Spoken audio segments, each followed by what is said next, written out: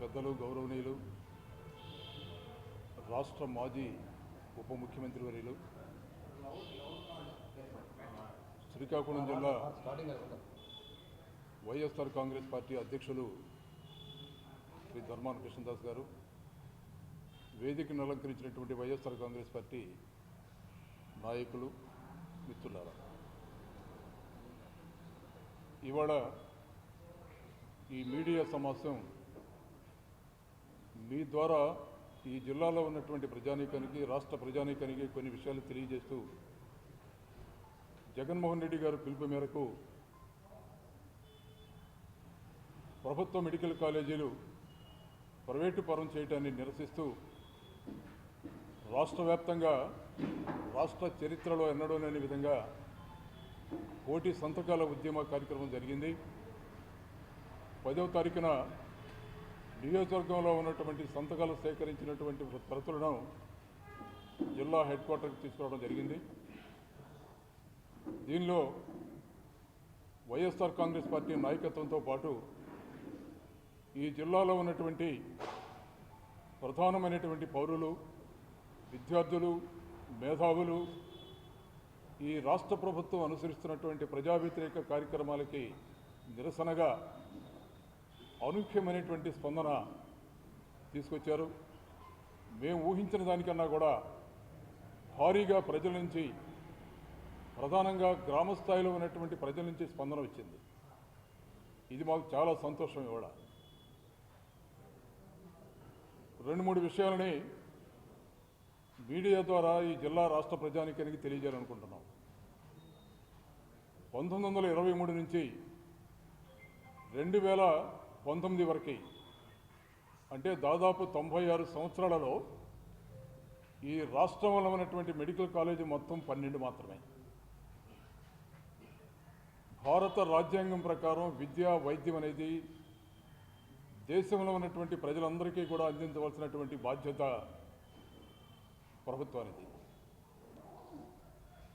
కానీ ఈ రాష్ట్రంలో అరకొరగా విద్యా, వైద్య సౌకర్యాలు అందుతున్నటువంటి పరిస్థితి మనం చూస్తూనే ఉన్నాం.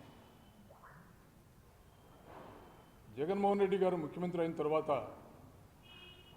ఆయన చాలా సీరియస్గా ఆలోచించారు. ప్రధానంగా రాష్ట్ర ప్రజానీకానికి విద్య, వైద్యం, వ్యవసాయం అందరికీ అందుబాటులో రావాలనేది ఒక ప్రధానమైనటువంటి ఆలోచన. దానిలో భాగంగా వరల్డ్ హెల్త్ ఆర్గనైజేషన్, ప్రపంచ ఆరోగ్య సంస్థ నామ్స్ ప్రకారం ప్రతి 1000 మందికి ఒక డాక్టర్ని ఉండాలి. ఆ నిష్పత్తిలో చూస్తే రాష్ట్రంలో డాక్టర్స్ సంఖ్య చాలా చాలా చాలా తక్కువగా ఉంది. దానివల్ల సంపూర్ణమైనటువంటి ఆరోగ్య పరిస్థితులు, ఆరోగ్య వాతావరణం రాష్ట్రంలో లేదు. గ్రామీణ ఆర్థిక వ్యవస్థ బాగుపడాలన్నా అందరికీ సంపూర్ణమైనటువంటి ఆరోగ్యం కావాలనేదే జగన్మోహన్ రెడ్డి గారి ప్రధానమైనటువంటి ఆలోచన. అందుకే వైద్య రంగాన్ని మెరుగుపరచాలి, వైద్య విద్యలో విప్లవాత్మకమైనటువంటి మార్పులు తీసుకురావాలన్నటువంటి ప్రధానమైనటువంటి ఆలోచనతోటే బహుశా రాష్ట్ర చరిత్రలో ఎన్నడూ లేని విధంగా ఒకేసారి 17 మెడికల్ కాలేజీలు తీసుకొచ్చినటువంటి ఘనత భారతదేశం మొత్తంలో కూడా ఒక్క జగన్మోహన్ రెడ్డి గారిదని సగర్వంగా మేము చెప్పగలం. మేము సామాన్యమైనటువంటి విషయం కాదు అది. ఇవాళ చంద్రబాబు నాయుడు గారిని సూటిగా ప్రశ్నిస్తున్నాం. చంద్రబాబు నాయుడు గారు చాలా విషయాలు సందర్భం లేకపోయినా అసందర్భోచితంగా కూడా చాలా విషయాలు వారు ప్రస్తావిస్తున్నారు. 3 సార్లు గతంలో ముఖ్యమంత్రిగా పనిచేసినటువంటి పెద్దలు చంద్రబాబు నాయుడు గారు రాష్ట్రంలో ఒక్క మెడికల్ కాలేజీ అనేది తీసుకురాగలిగారా? రాష్ట్రంలో ఉన్నటువంటి ప్రజల యొక్క ఆరోగ్య స్థితుల గురించి, ఆరోగ్య వ్యవస్థ గురించి ఏనాడైనా ఆలోచించగలిగారా? దీనికి సమాధానాన్ని స్ట్రైట్గా చంద్రబాబు నాయుడు గారు చెప్పగలరా? ఎక్కడా కూడా సరైన సమాధానం లేదు. ఇవాళ జగన్మోహన్ రెడ్డి గారు 17 మెడికల్ కాలేజీలు ఒకేసారి తీసుకొచ్చి 5 మెడికల్ కాలేజీలు పూర్తి చేసి మరో 10 మెడికల్ కాలేజీలు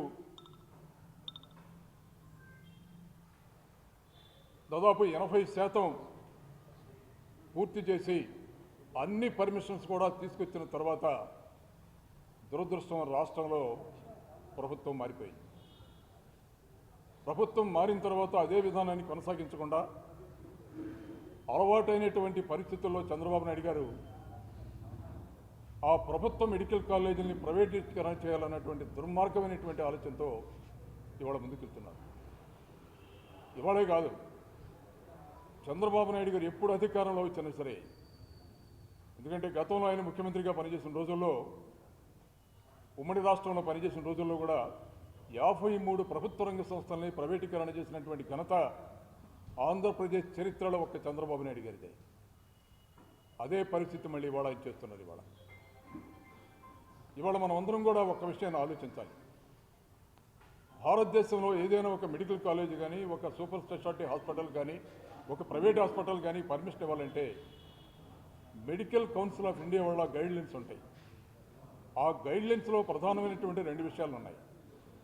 ఒకటి, 10% ఆ హాస్పిటల్స్లో బెడ్స్ని పేదలకి కేటాయించాలి, ఉచితంగా కేటాయించాలి. అలాగే ఆ హాస్పిటల్స్లో అవుట్ పేషెంట్స్ వచ్చే వాళ్ళకి 30% ఉచితంగా అవుట్ పేషెంట్స్ని చూడాలి. ఇది ఎక్కడన్నా జరుగుతుందా రాష్ట్రంలో, కదా దేశం అందా?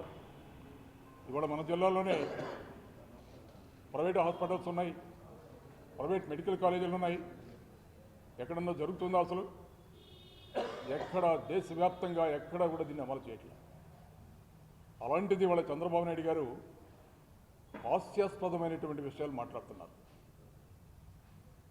ఇక్కడ మనం అందరం గమనించవలసినటువంటి ఒక విషయం ఏంటంటే, చంద్రబాబు నాయుడు గారి స్టేట్మెంట్లోనే ఈ ప్రైవేట్ మెడికల్ కాలేజీలు ప్రైవేటీకరణ చేసిన తర్వాత దానిలో ఉన్నటువంటి ఎంప్లాయీస్ మొత్తానికి కూడా జీతభత్యాలన్నీ కూడా ప్రభుత్వమే భరిస్తుందట.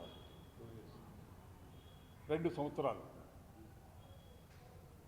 దానిలో వచ్చేటువంటి ఆదాయంలో భాగస్వాములైతే ప్రైవేటు వ్యక్తులట. ఎంత విచిత్రంగా ఉంది ఈ ధోరణి. ఇలాంటి పరిస్థితుల్లో కూడా జగన్మోహన్ రెడ్డి గారు చాలా స్పష్టంగా చెప్పారు, రాష్ట్రంలో ఆరోగ్య వ్యవస్థని కాపాడాలనే ప్రధాన ధ్యేయంతో ఇవాళ 17 మెడికల్ కాలేజీలు ఒకేసారి తీసుకొచ్చాం. ఇవి కూడా పార్లమెంటు ప్రధాన కేంద్రాలుగా ఉన్నటువంటి మారుమూల ప్రాంతాలలో మార్కాపురం కానీ, పార్వతీపురం కానీ, పాడేరు కానీ ఇలాంటి మారుమూల ప్రాంతాల్లో ఇలాంటి మెడికల్ కాలేజీ తీసుకురావడం జరిగింది.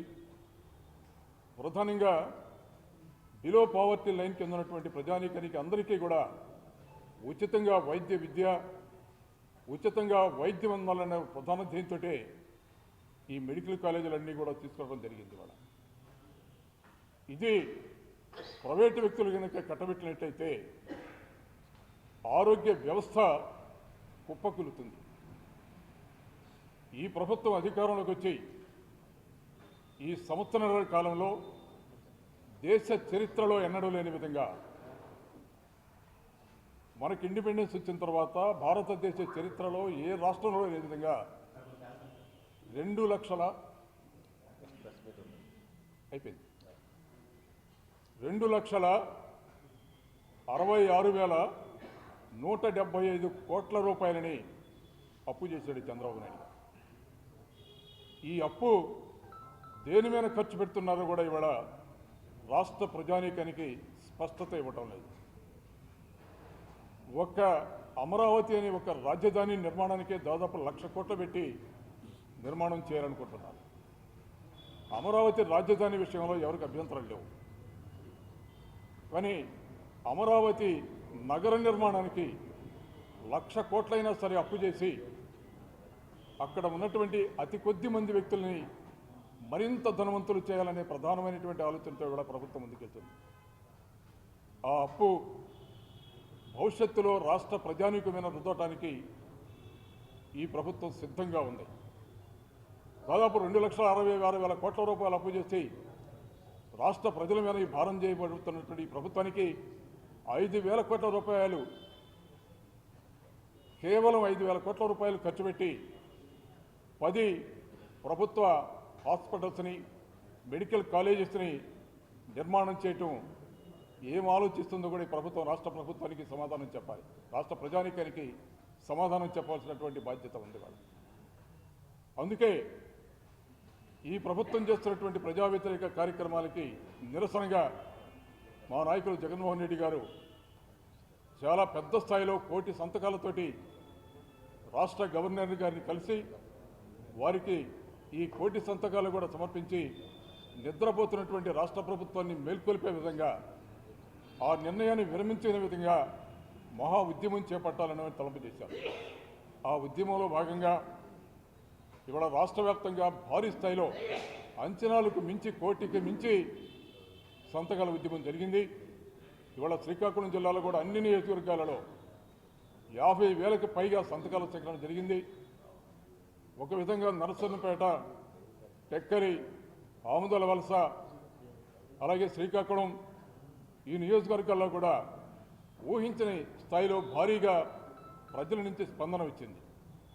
దీన్ని రేపు ఎల్లుండి 15వ తారీఖు ఈ సంతకాలను మొత్తాన్ని కూడా కేంద్ర కార్యాలయానికి అందవేసే బాధ్యత ఇవాళ ఉంది.